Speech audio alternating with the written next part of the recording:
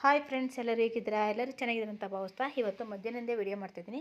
ಇವತ್ತು ಸಜ್ಜಿಗೆ ಹಿಟ್ಟನ್ನು ರೆಡಿ ಮಾಡ್ತಿದ್ದೀನಿ. ಬನ್ನಿ ಹೇಗೆ ಮಾಡೋಂತ ನೋಡೋಣ. ಮೊದಲಿಗೆ 1/4 ಕಪ್ಪು ಮೆಂತ್ಯನ ಫ್ರೈ ಮಾಡ್ಕೊತಾ ಇದ್ದೀನಿ. ನೋಡಿ, ಈ ಥರ ಬರಬೇಕು ಕಲರೆಲ್ಲ.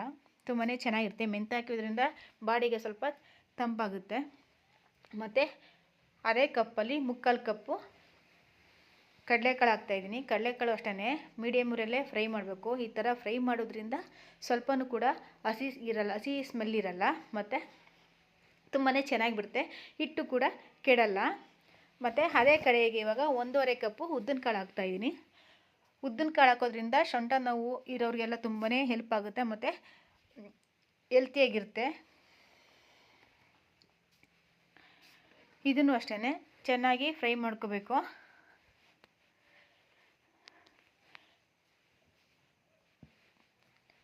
ನೋಡಿ, ಈ ಥರ ಫ್ರೈ ಮಾಡ್ತಿರೋ ಫ್ಲೇವರ್ ಅಂತೂ ತುಂಬಾ ಚೆನ್ನಾಗಿ ಬರ್ತಾಯಿದೆ. ಇವಾಗ ಅದೇ ಕಡೆಗೆ 1/2 ಕಪ್ಪು ಅಕ್ಕಿ ಹಾಕ್ತಾಯಿದ್ದೀನಿ. ರೇಷನ್ ಅಕ್ಕಿ ಹಾಕ್ತಾಯಿದ್ದೀನಿ.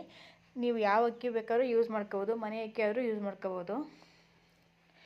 ಇದನ್ನು ಅಷ್ಟೇ, ಇದನ್ನು ತುಂಬ ಹೊತ್ತೇನು ಫ್ರೈ ಮಾಡೋದೇನು ಬೇಡ.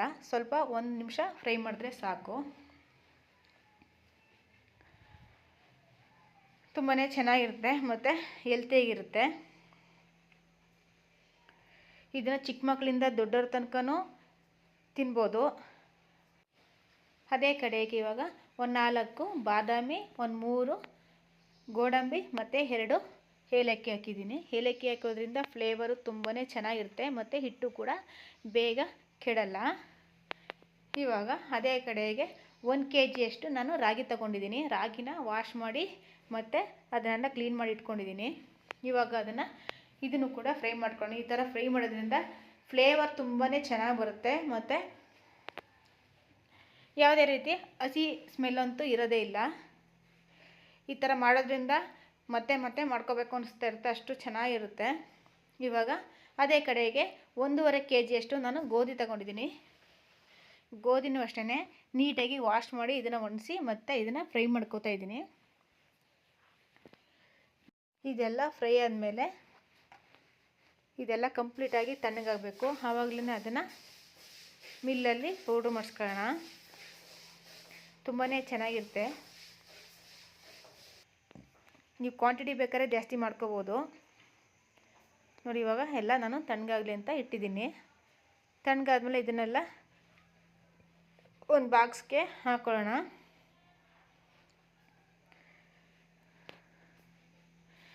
ಗೋಧಿ ಹಿಟ್ಟಿರುತ್ತೆ, ಹಾಗಾಗಿ ನಾನು ಮೆಂತ್ಯನ ಸ್ವಲ್ಪ ಜಾಸ್ತಿ ಹಾಕಿದ್ದೀನಿ. ನೋಡಿ, ಇವಾಗ ಕಂಪ್ಲೀಟಾಗಿ ತಣ್ಣಗಾಗಿದೆ. ಇವಾಗ ಒಂದು ಬಾಕ್ಸ್ಗೆ ಹಾಕೋತಾ ಇದ್ದೀನಿ.